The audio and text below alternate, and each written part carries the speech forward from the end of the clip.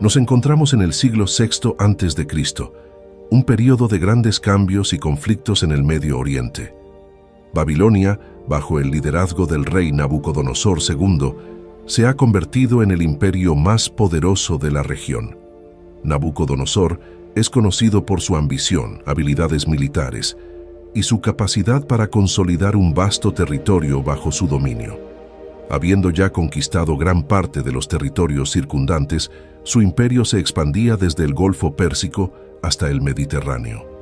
En este escenario, Jerusalén, la capital del pequeño reino de Judá, se erige como un lugar de gran importancia religiosa y política. Su rey, Sedequías, fue colocado en el trono por Nabucodonosor después de la primera conquista babilónica en 597 a.C., con la esperanza de que gobernara como un vasallo leal.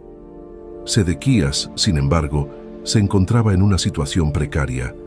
Presionado por facciones internas y alentado por las promesas de apoyo militar de Egipto, decidió rebelarse contra Babilonia en un intento desesperado por liberar a Judá del yugo babilónico.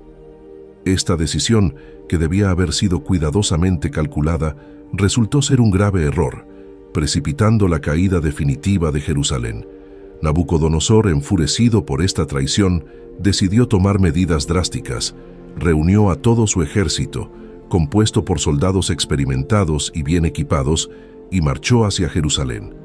Los babilonios, expertos en la guerra de asedio, rápidamente rodearon la ciudad, estableciendo campamentos fortificados a su alrededor. El objetivo era claro: cortar todos los suministros de alimentos y agua, forzando así a la ciudad a rendirse sin necesidad de una batalla directa, lo que reduciría las bajas y aseguraría una victoria segura y total. El asedio era una táctica común en la guerra antigua, pero lo que hacía temible al ejército babilonio era su meticulosa planificación y la implacable persistencia con la que ejecutaban su estrategia. En lugar de arriesgarse a una batalla abierta, preferían debilitar a sus enemigos lentamente, bloqueando todas las rutas de entrada y salida, asegurándose de que ningún alimento ni agua pudiera llegar a los habitantes de Jerusalén. Esta estrategia, aunque cruel, era tremendamente efectiva, poniendo a la población bajo una presión extrema mientras el tiempo y el hambre hacían el trabajo de desmoralizar a los defensores. Al inicio del asedio, los habitantes de Jerusalén aún mantenían la esperanza. Las murallas de la ciudad eran altas y robustas y confiaban en que las promesas de apoyo militar egipcio se materializarían. Sin embargo, la realidad pronto comenzó a mostrarse mucho más sombría. Con el paso de las semanas, los suministros almacenados empezaron a disminuir y la tensión dentro de la ciudad creció. La situación era crítica y la incertidumbre sobre cuánto tiempo podrían resistir sin ayuda externa se convirtió en una preocupación constante. Los rumores sobre la inminente llegada del ejército egipcio no hacían más que aumentar la desesperación cuando, una y otra vez, resultaban ser infundados. A medida que los días se convertían en semanas y las semanas en meses, el asedio se intensificaba, marcando el inicio de uno de los periodos más oscuros en la historia de Jerusalén. Nabucodonosor no tenía intenciones de retirarse. Sabía que la caída de Jerusalén no solo significaría la eliminación de un foco de resistencia, sino también un mensaje claro a otros reinos sobre las consecuencias de desafiar a Babilonia. La guerra psicológica se hacía patente en cada día que pasaba, con los habitantes de la ciudad viviendo bajo el constante temor de lo que sucedería si las murallas finalmente cedían. Con el paso del tiempo, las reservas de alimentos dentro de Jerusalén comenzaron a agotarse. Las raciones de comida se redujeron a cantidades mínimas y el hambre comenzó a cobrar sus primeras víctimas, especialmente entre los más vulnerables, los niños y los ancianos.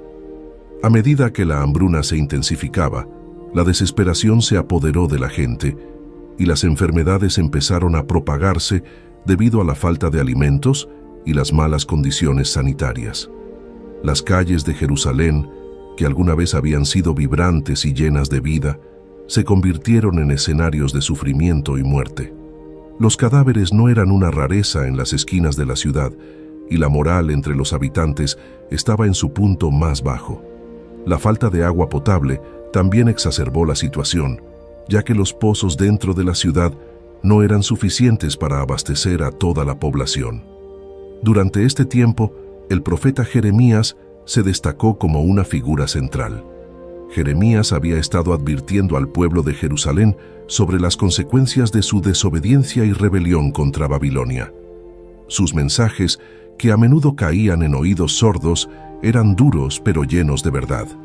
Muchos lo consideraban un traidor, alguien que se había vendido al enemigo, pero sus profecías de destrucción y exilio comenzaron a resonar con fuerza a medida que la situación se volvía más desesperada.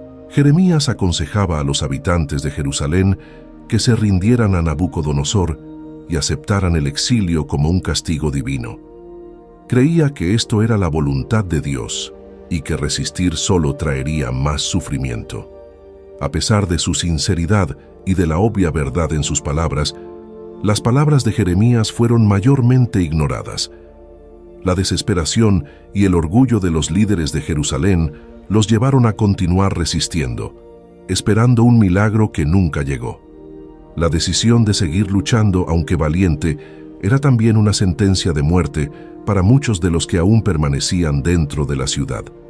La presión psicológica del asedio también fue intensa.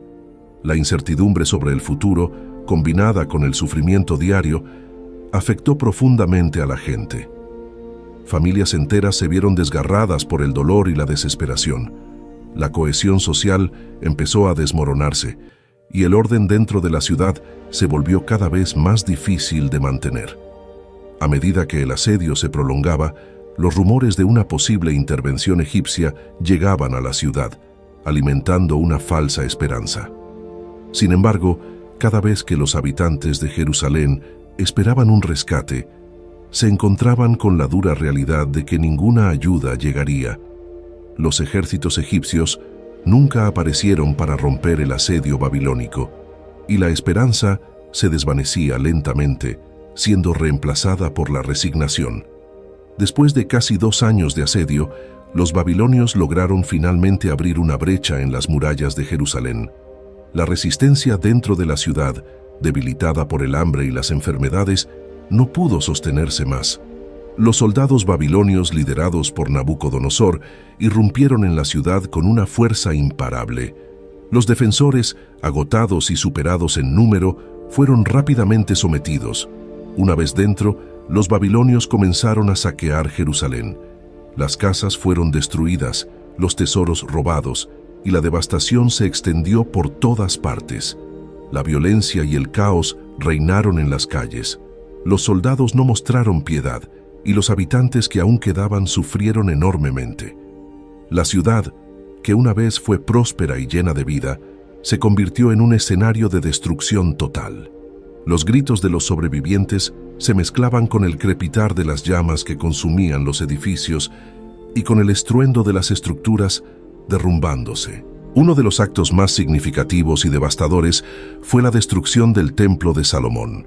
Este templo, que había sido construido con gran esmero y devoción por el rey Salomón, era el centro espiritual y religioso de Jerusalén, un lugar sagrado para los judíos. Los babilonios, conscientes de su valor simbólico, saquearon el templo, llevándose todos los objetos de valor, incluyendo los utensilios sagrados y el Arca de la Alianza, y luego lo incendiaron, reduciéndolo a escombros. La destrucción del templo no solo fue una pérdida física, sino también un golpe profundo a la identidad y la fe del pueblo judío. Para ellos, el templo no era solo un edificio, sino el lugar donde la presencia de Dios habitaba entre su pueblo. Después de la caída de Jerusalén, Nabucodonosor ordenó la deportación de la mayoría de los habitantes de la ciudad a Babilonia. Este evento, conocido como el exilio babilónico, fue un punto de inflexión en la historia del pueblo judío. Hombres, mujeres y niños fueron arrancados de sus hogares, forzados a vivir en un país extranjero. El exilio fue una experiencia traumática, pero también un periodo de profunda reflexión y renovación espiritual para los judíos.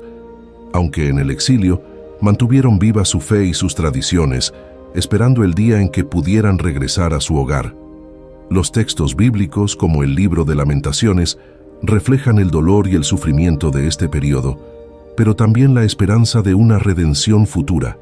Las palabras de los profetas como Jeremías, que habían sido ignoradas en su momento, fueron reevaluadas y se convirtieron en un fundamento para la resistencia espiritual del pueblo en el exilio. Durante este tiempo, la identidad judía se consolidó y su fe en un Dios justo y misericordioso los sostuvo a través de generaciones. A pesar del sufrimiento, el exilio babilónico fue también una oportunidad para que los judíos reafirmaran su pacto con Dios y su anhelo de regresar